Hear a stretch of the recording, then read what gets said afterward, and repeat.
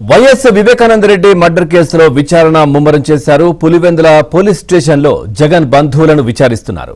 వివేక PA Krishna Reddy ఫిర్యాదుతో గతంలో వివేక కూతురు అల్లుడు సునీత, రాజశేఖర్ రెడ్డి, ఇక ఎస్పీ రామ్ సింగ్ పై కేసు పెట్టారు. దానికి సంబంధించి విచారణ పునః ప్రారంభించారు పోలీసులు. పులివెందుల డీఎస్పీ ఎదుట 6 సాక్షులు హాజరయ్యారు. వివేక పిఏ కృష్ణారెడ్డి కూడా పోలీస్ స్టేషన్ కు వచ్చారు. అయితే విచారణకు డుమ్మా కొట్టారు వైఎస్ మనోహర్ రెడ్డి, వైఎస్ అభిషేక్ రెడ్డి.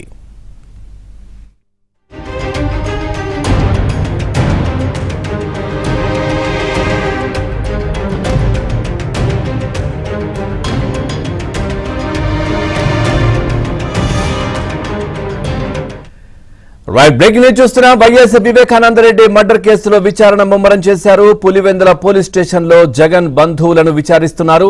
వివేక పిఏ కృష్ణారెడ్డి ఫిర్యాదుతో గతంలో వివేక కూతురు అల్లుడు సునీత, రాజశేఖర్ రెడ్డి, ఇక ఎస్పీ రామ్ సింగ్ పై కేసు పెట్టారు. దానికి సంబంధించి విచారణ పునః ప్రారంభించారు పోలీసులు. పులివెందుల డీఎస్పీ ఎదుట 6 సాక్షులు హాజరయ్యారు. వివేక పిఏ కృష్ణారెడ్డి కూడా పోలీస్ స్టేషన్ కు వచ్చారు. అయితే విచారణకు ఇటు డుమ్మా కొట్టారు వైఎస్ మనోహర్ రెడ్డి, వైఎస్ అభిషేక్ రెడ్డి. ఇదే విషయానికి సంబంధించి మరింత సమాచారాన్ని మా కరెస్పాండెంట్ శ్రీనివాస్ అందిస్తారు. శ్రీనివాస్, పూర్తి డీటెయిల్స్ ఏంటి? మరో 2 కూడా డుమ్మా కొట్టినట్టుగా తెలుస్తోంది జగన్ బంధువులు విచారణకు. పవన్, పులివెందుల్లో ఈ రోజు విచారణ కొనసాగుతుంది. పులివెందుల డీఎస్పీ గతంలో 7 మందికి నోటీసులు ఇవ్వడం జరిగింది, 8 మందికి.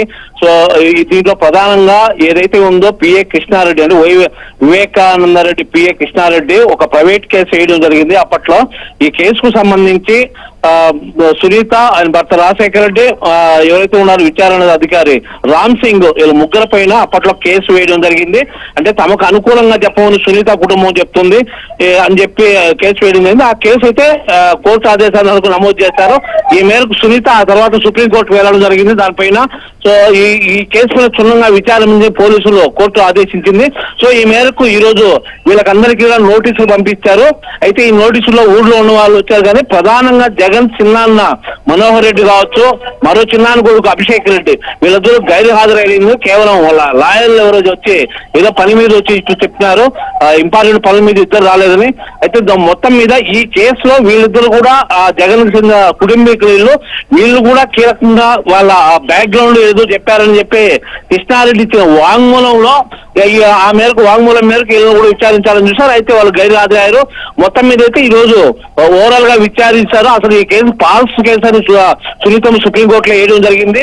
అంటే వాళ్ళకి అన్యాయం జరిగితే మళ్ళీ వారిపైన కేసు నమోదు చేయడం ఏంటి అనేది. సో దీని మీద క్షుణ్ణంగా కోర్టు ఆదేశాల మేరకు ఈరోజు పూర్తి స్థాయిలో విచారిస్తున్నారు.